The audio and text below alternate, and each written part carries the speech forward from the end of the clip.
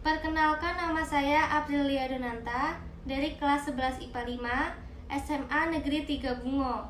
Di sini saya akan menjelaskan tentang kerjasama ekonomi internasional. Kerjasama ekonomi antar negara dibagi menjadi 3, yaitu pertama, pengertian kerjasama ekonomi internasional adalah suatu kerjasama dalam bidang ekonomi yang dilakukan oleh suatu negara dengan negara lain. Beberapa faktor yang dikarenakan melakukan kerjasama ekonomi internasional sebagai berikut. A. Adanya perbedaan sumber daya alam, iklim, dan sosial budaya. B. Adanya kebutuhan masyarakat yang tak terbatas. C. Keinginan membuka kerjasama, hubungan politik, dan dukungan dari negara lain. D. Era globalisasi menuntut adanya kerjasama negara-negara dunia. 2. Tujuan kerjasama ekonomi internasional. A. Mencukupi kebutuhan barang dan jasa di dalam negeri. B. Meningkatkan produktivitas dalam negeri. C. Meningkatkan pendapatan negara melalui ekspor. D. Memperluas lapangan kerja. 3.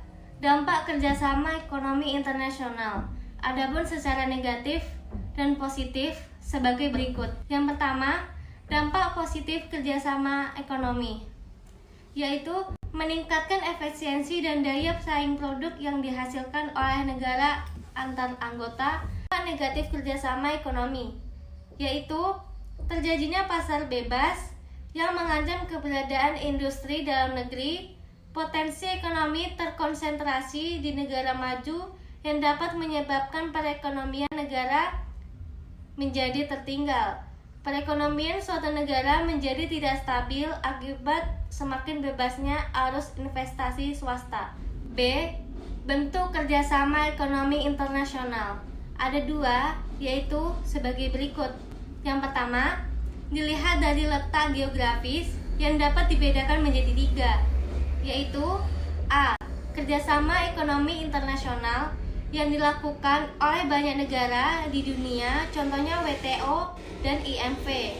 Yang kedua, kerjasama ekonomi regional yang dilakukan oleh negara-negara yang berada dalam satu kawasan tertentu, contohnya kawasan Asia Tenggara (ASEAN).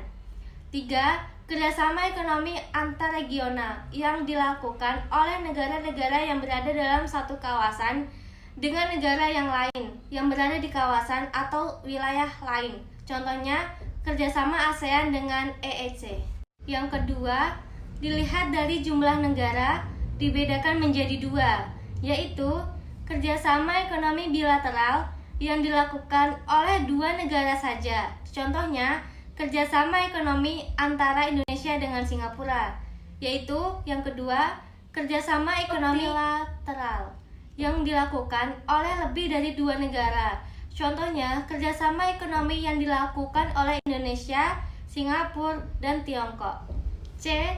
Kerjasama ekonomi regional, kerjasama ekonomi antara beberapa negara dalam satu regional atau kawasan, contohnya yaitu ASEAN.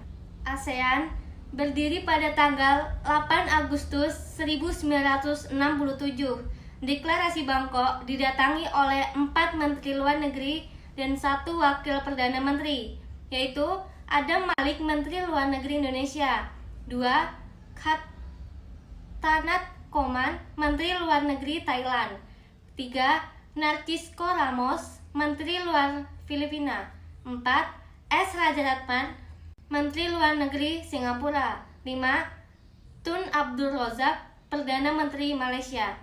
Saat ini terdiri dari 10 negara, yaitu Indonesia, Malaysia, Singapura, Thailand, Filipina, Brunei Darussalam, Kamboja, Laos, Myanmar, dan Vietnam.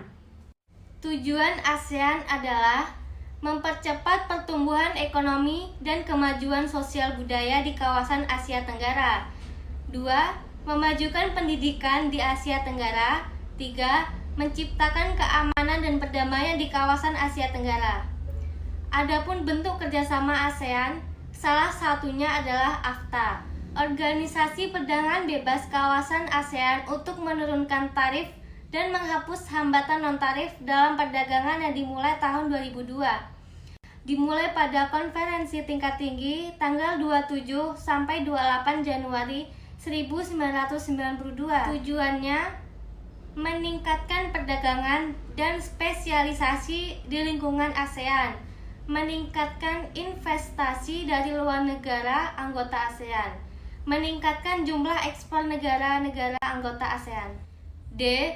Lembaga-lembaga kerjasama internasional PBB. Kerjasama ekonomi internasional adalah kerjasama ekonomi antar negara dalam satu lembaga, baik lembaga internasional di bawah naungan PBB, Perserikatan Bangsa-Bangsa, maupun lembaga internasional di luar PBB. Contoh salah satu lembaga-lembaga internasional yang bernaung di bawah bendera PBB yang terpenting dari segi ekonomi adalah IMF. Untuk melancarkan kembali tata pembayaran internasional yang kacau akibat Perang Dunia II yang berdiri pada tanggal 27 September 1945 sesudah konferensi di bawah Bretton Woods, Amerika Serikat. Secara luas, tujuannya adalah pertama, memperluas perdagangan internasional, memperluas kerjasama di bidang moneter bagi anggotanya, mewujudkan stabilitas kurs valuta asing negara yang menjadi anggotanya. Terdiri dari 10 negara kaya atau maju, yaitu Amerika Serikat, Belanda, Belgia, Inggris, Italia, Jepang, Jerman, Kanada, Prancis, dan Swedia. E. Lembaga-lembaga internasional yang tidak bernaung di bawah bendera PBB. Badan-badan kerjasama ekonomi multilateral non-PBB. Salah satunya adalah ADB atau Bank Pembangunan Asia. Dimulai pada 19 Desember 1966 yang berpusat di Manila, Filipina. Tujuannya untuk memberikan pinjaman dana dan memberikan bantuan teknis kepada negara-negara yang sedang melakukan pembangunan dengan syarat-syarat yang lunak. Terdiri dari negara-negara di kawasan Asia, Asia Timur, Tiongkok dan sekitarnya, dan Pasifik Selatan. Sekian penjelasan dari saya. Saya akhiri. Wabillahi taufiq wal hidayah. Wassalamualaikum warahmatullahi wabarakatuh.